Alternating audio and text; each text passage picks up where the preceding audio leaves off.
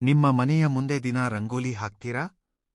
ಆದ್ರೆ ಗೊತ್ತಿಲ್ಲದೆ ಮಾಡೋ ಈ ಒಂದೇ ಒಂದು ತಪ್ಪು ನಿಮ್ಮ ಮನೆಗೆ ಬಡತನ ತರಬಹುದು. ಎಚ್ಚರ. ಶಾಸ್ತ್ರಗಳ ಪ್ರಕಾರ ರಂಗೋಲಿ ಹಾಕುವಾಗ ಯಾವ ತಪ್ಪುಗಳನ್ನು ಮಾಡಬಾರದು? ಲಕ್ಷ್ಮೀದೇವಿಯ ಕೃಪೆ ಪೂರ್ಣವಾಗಿ ಸಿಗಬೇಕಾದ್ರೆ ಏನು ಮಾಡಬೇಕು? ಈ ವಿಡಿಯೋನ ಪೂರ್ತಿಯಾಗಿ ನೋಡಿ ತಿಳಿಯಿರಿ. ಎಲ್ಲರಿಗೂ ನಮಸ್ಕಾರ. ಮನೆಯ ಮುಂಭಾಗದ ಹೊಸ್ತಿಲಿನಲ್ಲಿ ಹಾಕುವ ರಂಗೋಲಿಯಲ್ಲಿ ಲಕ್ಷ್ಮೀ ದೇವಿ ವಾಸಿಸುತ್ತಾಳೆ. ಆದ್ದರಿಂದ ನಿಮ್ಮ ಮನೆಯ ಮುಂದೆ ರಂಗೋಲಿ ಇಲ್ಲದಿದ್ದರೆ ಮನೆಯಲ್ಲಿ ಅನಗತ್ಯ ಖರ್ಚುಗಳು ಹೆಚ್ಚಾಗುತ್ತವೆ ಮತ್ತು ನಿಮ್ಮ ಮನೆಗೆ ಲಕ್ಷ್ಮೀ ದೇವಿ ಎಂದಿಗೂ ಹೆಜ್ಜೆ ಇಡುವುದಿಲ್ಲ ಎಂದು ಪಂಡಿತರು ಹೇಳುತ್ತಾರೆ. ಆದ್ದರಿಂದ ಪ್ರತಿದಿನ ಮನೆಯ ಮುಂದೆ ರಂಗೋಲಿ ಹಾಕಿದರೆ ಮಾತ್ರ ನಿಮ್ಮ ಮನೆಯಲ್ಲಿ ಲಕ್ಷ್ಮೀ ದೇವಿ ಸ್ಥಿರವಾಗಿ ನೆಲೆಸುತ್ತಾಳೆ. ಆದರೆ ರಂಗೋಲಿಯ ವಿಷಯದಲ್ಲಿ ತುಂಬಾ ಜಾಗರೂಕರಾಗಿರಬೇಕು.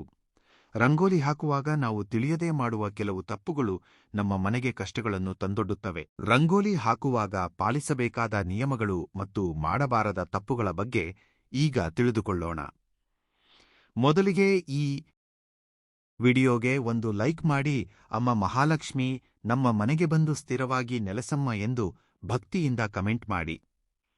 ಬೆಳಗ್ಗೆ ಸೂರ್ಯ ಉದಯಿಸಿದ ನಂತರ ಮನೆಯ ಮುಂದೆ ರಂಗೋಲಿ ಹಾಕಬಾರದು. ಇದರಿಂದ ಯಾವುದೇ ಫಲ ಇರುವುದಿಲ್ಲ.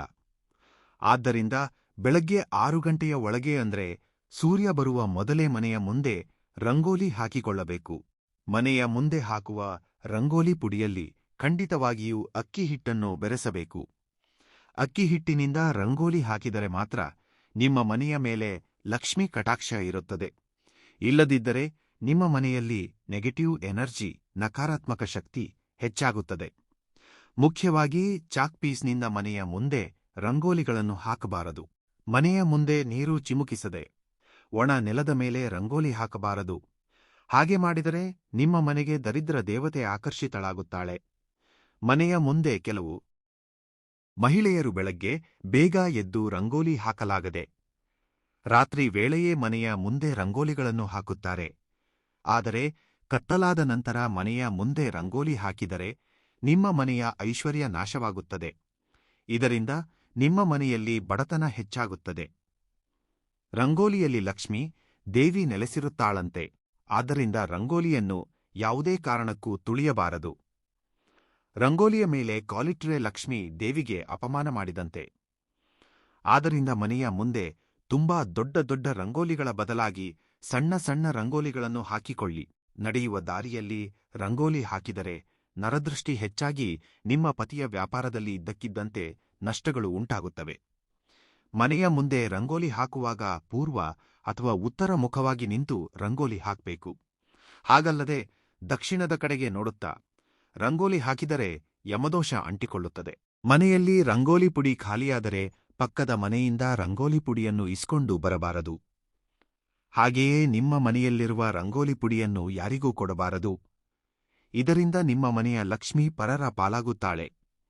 ಇನ್ನು ಮಹಿಳೆಯರು ಮರೆತೂ ಕೂಡ ನೈಟಿಗಳನ್ನು ಧರಿಸಿ ಅಥವಾ ಕೂದಲನ್ನು ಬಿಟ್ಟುಕೊಂಡು ರಂಗೋಲಿ ಹಾಕಬಾರದು. ಮನೆಯ ಗೃಹಿಣಿ ಬೆಳಗ್ಗೆ ಅಪವಿತ್ರವಾಗಿ ರಂಗೋಲಿ ಹಾಕಿದರೆ ಆ ಮನೆಯಲ್ಲಿ ಲಕ್ಷ್ಮಿ ದೇವಿ ಖಂಡಿತ ನಿಲ್ಲುವುದಿಲ್ಲ. ರಂಗೋಲಿ ಪುಡಿಯನ್ನು ಪ್ಲಾಸ್ಟಿಕ್ ಡಬ್ಬದಲ್ಲಿ ಇಡಬಾರದು. ಒಂದು ಮಣ್ಣಿನ ಪಾತ್ರೆಯಲ್ಲಿ ಅಥವಾ ಸ್ಟೀಲ್ ಡಬ್ಬದಲ್ಲಿ ರಂಗೋಲಿಯನ್ನು ಇಟ್ಟುಕೊಳ್ಳಬೇಕು. ಪ್ಲಾಸ್ಟಿಕ್ ಡಬ್ಬದಲ್ಲಿ ರಂಗೋಲಿ ಇಟ್ಟರೆ ನಿಮ್ಮ ಮನೆಯ ಧನಾಕರ್ಷಣೆ ಕಡಿಮೆಯಾಗುತ್ತದೆ. ರಂಗೋಲಿ ಹಾಕುವಾಗ ಕೋಪದಿಂದ ಅಥವಾ ಕಿರಿಕಿರಿಯಿಂದ ರಂಗೋಲಿ ಹಾಕಬಾರದು. ಇದರಿಂದ ನಿಮ್ಮ ಮನೆಗೆ ನೆಗೆಟಿವ್ ವೈಬ್ರೇಷನ್ಸ್, ನಕಾರಾತ್ಮಕ ಕಂಪನಗಳು ಪ್ರವೇಶಿಸುತ್ತವೆ. ಮನೆಯ ಮುಂದೆ ಅಕ್ಕಿ ಹಿಟ್ಟಿನಿಂದ ರಂಗೋಲಿ ಹಾಕಿದರೆ ಸಣ್ಣ ಸಣ್ಣ ಕೀಟಗಳಿಗೆ, ಇರುವೆಗಳಿಗೆ ಆ ಅಕ್ಕಿ ಹಿಟ್ಟು ಆಹಾರವಾಗುತ್ತದೆ. ಇದರಿಂದ ನಿಮ್ಮ ಮನೆಗೆ ತಿಳಿಯದೆಯೇ ಭೂತ ಯಜ್ಞ ಮಾಡಿದಷ್ಟು ಪುಣ್ಯ ಲಭಿಸುತ್ತದೆ. ಮನೆಯ ಮುಂಭಾಗದ ಅಂಗಳವನ್ನು ಸ್ವಚ್ಛಗೊಳಿಸುವಾಗ ನೀರಿನಲ್ಲಿ ಸ್ವಲ್ಪ ಕಲ್ಲುಪ್ಪು ಮತ್ತು ಅರಿಶಿನ ಬೆರೆಸಿ ಆ ನೀರಿನಿಂದ ನೆಲವನ್ನು ಸ್ವಚ್ಛಗೊಳಿಸಿ ರಂಗೋಲಿ ಹಾಕಿದರೆ ನಿಮ್ಮ ಮನೆಗೆ ನೆಗೆಟಿವ್ ಎನರ್ಜಿ ಪ್ರವೇಶಿಸದಂತೆ ಲಕ್ಷ್ಮೀ ದೇವಿ ಹೆಜ್ಜೆ ಇಡುತ್ತಾಳೆ. ನಮ್ಮಲ್ಲಿ ಚಾಲಾ ಜನ ಮಹಿಳೆಯರು ಪ್ರತಿ ಶುಕ್ರವಾರ ಮನೆಯ ಮುಂದೆ ರಂಗೋಲಿ ಹಾಕಿ ಪೂಜೆ ಮಾಡಿ ಅರಿಶಿನ ಕುಂಕುಮ ಇಡುತ್ತಾರೆ. ಆದರೆ ಅರಿಶಿನ ಕುಂಕುಮವನ್ನು ಅಸ್ತಿತ್ವದಲ್ಲೂ ತುಳಿಯಬಾರದು. ಆದ್ದರಿಂದ ಮನೆಯ ಮುಂಭಾಗದ ಬದಲಾಗಿ ನಿಮ್ಮ ಪೂಜಾ ಕೋಣೆಯಲ್ಲಿ ರಂಗೋಲಿ ಹಾಕಿ ಅರಿಶಿನ ಕುಂಕುಮವನ್ನು ಇಟ್ಟುಕೊಳ್ಳಬಹುದು. ಮನೆಯಲ್ಲಿ ತುಳಸಿ, ಕಟ್ಟೆ ಇರುವವರು ಪ್ರತಿದಿನ ಅಷ್ಟದಳ ಪದ್ಮ ರಂಗೋಲಿಯನ್ನು ಹಾಕಿಕೊಳ್ಳಬೇಕು. ತುಳಸಿ ಎದುರು ಅಷ್ಟದಳ ಪದ್ಮ ರಂಗೋಲಿ ಹಾಕಿದರೆ ನಿಮ್ಮ ಪತಿಯ ಆಯುಸ್ಸು ಹೆಚ್ಚಾಗುತ್ತದೆ. ಸ್ತ್ರೀಯರಿಗೆ ದೀರ್ಘ ಸುಮಂಗಲಿ ಯೋಗ ಉಂಟಾಗುತ್ತದೆ. ನಮ್ಮಲ್ಲಿ ಕೆಲವು ಮಹಿಳೆಯರು ಪ್ರತಿದಿನ ಮನೆಯ ಮುಂದೆ ರಂಗೋಲಿ ಹಾಕಲು ಸಾಧ್ಯವಾಗದೆ ಪೇಂಟಿಂಗ್ ಮೂಲಕ ರಂಗೋಲಿಗಳನ್ನು ಹಾಕಿಸಿಬಿಡುತ್ತಾರೆ. ಆದರೆ ಶಾಸ್ತ್ರದ ಪ್ರಕಾರ ಇದು ತುಂಬಾ ದೊಡ್ಡ ತಪ್ಪು. ಮನೆಯ ಮುಂದೆ ರಂಗೋಲಿ ಹಾಕದಿದ್ದರೂ ಪರವಾಗಿಲ್ಲ, ಆದರೆ ಪೇಂಟಿಂಗ್ ರಂಗೋಲಿಗಳನ್ನು ಮಾತ್ರ ಹಾಕಬೇಡಿ. ನಿಮ್ಮ ಮನೆಗೆ ದರಿದ್ರ ಹಿಡಿಯುತ್ತದೆ.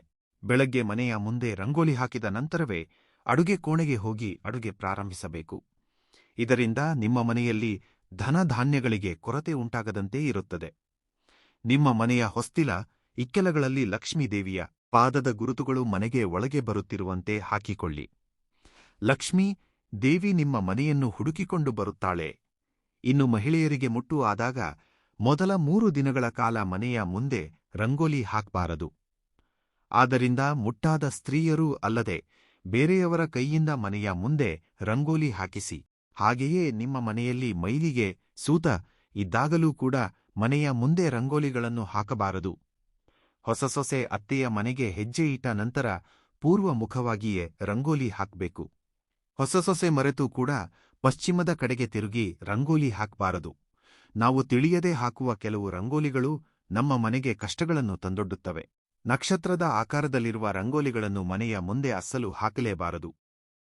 ಹಾಗೆಯೇ ರಂಗೋಲಿಯಲ್ಲಿ ಹಾಕುವ ಗೆರೆಗಳು ವಂಕರಡೊಂಕರಾಗಿ ಇರಬಾರದು. ಇನ್ನು ಕೆಲವು ಮಹಿಳೆಯರು ಬೆಳಗ್ಗೆ ಎದ್ದ ತಕ್ಷಣ ಮುಖ ತೊಳೆಯದೆ ಮನೆಯ ಮುಂದೆ ರಂಗೋಲಿಗಳನ್ನು ಹಾಕುತ್ತಾರೆ. ಆದರೆ ಹೀಗೆ ಎಂದಿಗೂ ಮಾಡಬಾರದು. ಇನ್ನು ರಂಗೋಲಿ ಹಾಕುವಾಗ ಸೀನಿದರೆ ಅಥವಾ ಆಕಳಿಸಿದರೆ ತಕ್ಷಣ ಕಾಲು ಕೈಗಳನ್ನು ಸ್ವಚ್ಛಗೊಳಿಸಿಕೊಂಡು ಮತ್ತೆ ರಂಗೋಲಿ ಹಾಕಬೇಕು. ಮನೆಯ ಮುಂದಿನ ಹಳೆಯ ರಂಗೋಲಿಯನ್ನು ಗುಡಿಸಿ ತೆಗೆದಾಗ ಆ ರಂಗೋಲಿ ಪುಡಿಯನ್ನು ಯಾವುದಾದರೂ ಮರದ ಬುಡದಲ್ಲಿ ಹಾಕಬೇಕು. ಅಷ್ಟೇ ಹೊರತು ಡಸ್ಟ್ಬಿನ್ನಲ್ಲಿ ಮಾತ್ರ ರಂಗೋಲಿಯನ್ನು ಹಾಕಬಾರದು. ಇನ್ನು ನಿಮ್ಮ ಮನೆಯ ಹತ್ತಿರ ಯಾವುದಾದರೂ ದೇವಸ್ಥಾನವಿದ್ದರೆ ವಾರಕ್ಕೆ ಒಮ್ಮೆಯಾದರೂ ಸರಿ ದೇವಸ್ಥಾನದಲ್ಲಿ ರಂಗೋಲಿಗಳನ್ನು ಹಾಕಿ. ನಿಮಗೂ ನಿಮ್ಮ ಕುಟುಂಬಕ್ಕೂ ತುಂಬಾ ಒಳ್ಳೆಯದಾಗುತ್ತದೆ. ಹೊಸ್ತಿಲಿಗೆ ಅರಿಶಿನ ಹಚ್ಚುವ ಹೆಣ್ಣುಮಕ್ಕಳಿಗೆ ತಡವಾಗದೆ ವಿವಾಹವಾಗುತ್ತದೆ. ಹಾಗೆಯೇ ಒಳ್ಳೆಯ ಗುಣವಿರುವ ವರ ಸಿಗುತ್ತಾನೆ. ಹಾಗೆಯೇ ಮದುವೆಯಾದ ಸ್ತ್ರೀಯರು ಹೊಸ್ತಿಲಿಗೆ ಅರಿಶಿನ ಹಚ್ಚಿ ಕುಂಕುಮದ ಬೊಟ್ಟುಗಳನ್ನು ಇಟ್ಟರೆ ನಿಮ್ಮ ಪತಿಗೆ ಎಲ್ಲಾ ರಂಗಗಳಲ್ಲೂ ಯಶಸ್ಸು ಸಿಗುತ್ತದೆ. ಲಕ್ಷ್ಮೀ ಸ್ವರೂಪವಾದ ಹೊಸ್ತಿಲನ್ನು ಯಾವುದೇ ಪರಿಸ್ಥಿತಿಯಲ್ಲೂ ತುಳಿಯಬಾರದು. ಹೊಸ್ತಿಲಿಗೆ ಅರಿಶಿನ ಹಚ್ಚಿ 9 ಕುಂಕುಮದ ಬೊಟ್ಟುಗಳನ್ನು ಇಡಬೇಕು. ಕುಂಕುಮದ ಬೊಟ್ಟುಗಳು ಒಂದೇ ಸಾಲಿನಲ್ಲಿ ಸುಂದರವಾಗಿ ಇರಬೇಕು. ಅರಿಶಿನದಲ್ಲಿ 1 ಚಿಟಿಕೆ ಕರ್ಪೂರದ ಪುಡಿಯನ್ನು ಬೆರೆಸಿ ಮನೆಯ ಹೊಸ್ತಿಲಿಗೆ ಹಚ್ಚಿದರೆ ನಿಮ್ಮ ಮನೆಗೆ ಅಖಂಡ ಕುಬೇರ ರಾಜಯೋಗ ಉಂಟಾಗುತ್ತದೆ. ಹೊಸ್ತಿಲಿಗೆ ಅರಿಶಿನ ಹಚ್ಚಿದ ನಂತರ ಖಂಡಿತವಾಗಿಯೂ ಧೂಪ ಅಥವಾ ಅಗರಬತ್ತಿಯ ಹೊಗೆಯನ್ನು ಹಾಕಬೇಕು. ಇದರಿಂದ ನಿಮ್ಮ ಮನೆಯಲ್ಲಿರುವ ನೆಗೆಟಿವ್ ಎನರ್ಜಿ ಸಂಪೂರ್ಣವಾಗಿ ತೊಲಗಿ ಹೋಗುತ್ತದೆ. ನಿಮ್ಮ ಮನೆಗೆ ದೇವತೆಗಳು ಹೆಜ್ಜೆ ಇಡುತ್ತಾರೆ. ಹೊಸ್ತಿಲಿಗೆ ಅರಿಶಿನ ಹಚ್ಚುವಾಗ ಮಧ್ಯದಲ್ಲಿ ಎದ್ದು ಹೋಗಬಾರದು. ಹೊಸ್ತಿಲಿಗೆ ಅರಿಶಿನ ಹಚ್ಚುವಾಗ ಯಾರೊಂದಿಗೂ ಮಾತನಾಡಬಾರದು. ಓಂ ಶ್ರೀ ಮಹಾಲಕ್ಷ್ಮಿ ದೇವೈ ನಮ ಎಂದು ನಿಮ್ಮ ಮನಸ್ಸಿನಲ್ಲಿ ಜಪಿಸುತ್ತಾ ಹೊಸ್ತಿಲಿಗೆ ಅರಿಶಿನ ಹಚ್ಚಬೇಕು. ವಾರಕ್ಕೆ ಅನುಗುಣವಾಗಿ ಮನೆಯ ಮುಂದೆ ವಿಭಿನ್ನ ರೀತಿಯ ರಂಗೋಲಿಗಳನ್ನು ಹಾಕಿಕೊಳ್ಳಬೇಕು. ಆದಿವಾರದ ದಿನ ಕಮಲದ ಹೂವಿನ ರಂಗೋಲಿಯನ್ನು ಹಾಕಿದರೆ ನಿಮ್ಮ ಪತಿಗೆ ಸಮಾಜದಲ್ಲಿ ಕೀರ್ತಿ ಪ್ರತಿಷ್ಠೆಗಳು ಹೆಚ್ಚಾಗುತ್ತವೆ.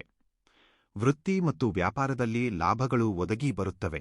ಇನ್ನು ಸೋಮವಾರದ ದಿನ ದುಂಡಗಿನ್ ವೃತ್ತಾಕಾರ ರಂಗೋಲಿಗಳನ್ನು ಹಾಕಿಕೊಳ್ಳಬೇಕು.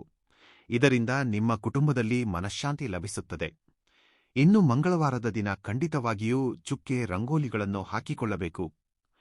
ಇದರಿಂದ ನಿಮ್ಮ ಮನೆಗೆ ತಗುಲಿರುವ ನರದೃಷ್ಟಿ, ನರಪೀಡೆ ದೋಷಗಳೆಲ್ಲವೂ ನಿವಾರಣೆಯಾಗುತ್ತವೆ. ಹಾಗೆಯೇ ಬುಧವಾರದ ದಿನ 5 ಚುಕ್ಕೆಯ ರಂಗೋಲಿಗಳು ಅಥವಾ ಎಲೆಗಳು, ಬಳ್ಳಿಗಳು ಇರುವ ರಂಗೋಲಿಗಳನ್ನು ಹಾಕಿಕೊಳ್ಳಬೇಕು. ಇದರಿಂದ ನಿಮ್ಮ ಮಕ್ಕಳು ವಿದ್ಯಾಭ್ಯಾಸದಲ್ಲಿ ಮುಂದಿರುತ್ತಾರೆ. ಗುರುವಾರದ ದಿನ ನಿಮ್ಮ ಪೂಜಾ ಕೋಣೆಯಲ್ಲಿ ತಪ್ಪದೇ ಸ್ವಸ್ತಿಕ್ ಗುರುತನ್ನು ಹಾಕಿಕೊಂಡರೆ ಒಳ್ಳೆಯದು. ಇನ್ನು ಶುಕ್ರವಾರದ ದಿನ ಕಡ್ಡಾಯವಾಗಿ ಅಷ್ಟದಳ ಪದ್ಮ ರಂಗೋಲಿಯನ್ನು ಹಾಕಿಕೊಳ್ಳಬೇಕು. ಹಾಗೆಯೇ ಶನಿವಾರದ ದಿನ ಶಂಖ, ಚಕ್ರ, ನಾಮದ ರಂಗೋಲಿಗಳನ್ನು ಹಾಕಿಕೊಳ್ಳಬೇಕು. ಹಬ್ಬದ ದಿನಗಳಲ್ಲಿ ಅಥವಾ ವ್ರತಗಳನ್ನು ಮಾಡುವಾಗ ಅಕ್ಕಿಯನ್ನು ನೆನೆಸಿ ರುಬ್ಬಿದ ಹಿಟ್ಟಿನಿಂದ ಹಸಿ ಹಿಟ್ಟು. ಹೊಸ್ತಿಲ ಮುಂದೆ ರಂಗೋಲಿ ಹಾಕಿದರೆ ನಿಮ್ಮ ವಂಶಾಭಿವೃದ್ಧಿ ಉಂಟಾಗುತ್ತದೆ. ಮನೆಯ ಮುಂದೆ ಎಷ್ಟು ಸಣ್ಣ ರಂಗೋಲಿ ಹಾಕಿದರೂ ಸರಿ, ರಂಗೋಲಿಯ ಸುತ್ತಲೂ ಡಬಲ್ ಲೈನ್ 2 ಗೆರೆಗಳು ಬಾರ್ಡರ್ ಎಳೆಯಬೇಕು. ಇದು ನಿಮ್ಮ ಮನೆಗೆ ಲಕ್ಷ್ಮಿ ಬಂಧನವಾಗಿ ಕೆಲಸ ಮಾಡುತ್ತದೆ. ಮನೆಯ ಮುಂದೆ ರಂಗೋಲಿ ಹಾಕುವಾಗ ಹೆಬ್ಬೆರಳು, ತೋರುಬೆರಳು ಮತ್ತು ಮಧ್ಯದ ಬೆರಳನ್ನು ಮಾತ್ರ ಬಳಸಬೇಕು. ದೈವಿಕ ಮುದ್ರೆಗಳಿರುವ ಓಂ ಗುರುತು, ಸ್ವಸ್ತಿಕ್, ಶಂಖ, ಚಕ್ರದ ರಂಗೋಲಿಗಳನ್ನು ಮನೆಯ ಮುಂದೆ ಹಾಕಬಾರದು. ಪವಿತ್ರವಾದ ಮುದ್ರೆಗಳನ್ನು ಕೇವಲ ನಿಮ್ಮ ಪೂಜಾ ಕೋಣೆಯಲ್ಲಿ ಅಥವಾ ತುಳಸಿ ಕಟ್ಟೆಯ ಬಳಿ ಮಾತ್ರ ಹಾಕಿಕೊಳ್ಳಬೇಕು. ಮನೆಯ ಮುಂದೆ ರಂಗೋಲಿ ಹಾಕುವಾಗ ರಂಗೋಲಿಯ ಮಧ್ಯದಲ್ಲಿ ಸಣ್ಣದಾಗಿ ಲಕ್ಷ್ಮೀದೇವಿಯ ಪಾದಗಳನ್ನು ಹಾಕಿದರೆ ನಿಮ್ಮ ಮನೆಗೆ ತಕ್ಷಣವೇ ಲಕ್ಷ್ಮೀ ದೇವಿ ಹೆಜ್ಜೆ ಇಡುತ್ತಾಳೆ. ಇನ್ನು ಗ್ರಹಣದ ಸಮಯದಲ್ಲಿ ಮನೆಯ ಮುಂದೆ ರಂಗೋಲಿಗಳನ್ನು ಹಾಕಬಾರದು. ನಿಮ್ಮ ಕುಟುಂಬದಲ್ಲಿ ಯಾರಾದರೂ ದೂರದ ಪ್ರಯಾಣಕ್ಕೆ ಹೊರಟ ತಕ್ಷಣವೇ ಅಂಗಳವನ್ನು ನೀರು ಹಾಕಿ ತೊಳೆದು ಮನೆಯ ಮುಂದೆ ರಂಗೋಲಿ ಹಾಕಬಾರದು. ಮನೆಯ ಹೊಸ್ತಿಲ ಮೇಲೆ ಸ್ತ್ರೀಯರೂ ಕುಳಿತುಕೊಳ್ಳಬಾರದು. ಹಾಗೆಯೇ ಹೊಸ್ತಿಲ ಮೇಲೆ ಕಾಲಿಟ್ಟು ಮನೆಗೆ ಬರಬಾರದು. ಸ್ತ್ರೀಯರು ಕೂದಲನ್ನು ಬಿಟ್ಟುಕೊಂಡು ಮನೆಯ ಹೊಸ್ತಿಲ ಮುಂದೆ ನಿಲ್ಲಬಾರದು. ಇದರಿಂದ ತಕ್ಷಣವೇ ನಿಮ್ಮ ಮನೆಗೆ ದರಿದ್ರ ದೇವತೆ ಹೆಜ್ಜೆ ಇಡುತ್ತಾಳೆ. ಮನೆಯ ಹೊಸ್ತಿಲಿಗೆ ಕಟ್ಟಿದ ಮಾವಿನ ಎಲೆಗಳು ಒಣಗಿ ಹೋಗುವ ಮೊದಲೇ ತೆಗೆದುಬಿಡಬೇಕು. ಇಲ್ಲದಿದ್ದರೆ ನೆಗೆಟಿವ್ ಎನರ್ಜಿ ಮನೆಗೆ ಪ್ರವೇಶಿಸುತ್ತದೆ. ಸಾಯಂಕಾಲದ ಸಂಧ್ಯಾ ಸಮಯದಲ್ಲಿ ಮನೆಯ ಬಾಗಿಲುಗಳನ್ನು ಮುಚ್ಚಿಡಬಾರದು. ಇನ್ನು ಹೊಸ್ತಿಲ ಮೇಲೆ ದೃಷ್ಟಿ ಬೊಂಬೆಗಳನ್ನು ಇಡಬಾರದು. ಇಂತಹ ಸಣ್ಣ ಸಣ್ಣ ವಿಷಯಗಳನ್ನು ತಿಳಿದುಕೊಂಡು ಪಾಲಿಸಿದರೆ ಲಕ್ಷ್ಮೀ ಕಟಾಕ್ಷ ಲಭಿಸುತ್ತದೆ. ಈ ಮಾಹಿತಿ ನಿಮಗೆ ಇಷ್ಟವಾಗಿದ್ದರೆ ವಿಡಿಯೋವನ್ನು ಲೈಕ್ ಮಾಡಿ ಮತ್ತು ನಿಮ್ಮ ಆತ್ಮೀಯರೊಂದಿಗೆ ಶೇರ್ ಮಾಡಿ.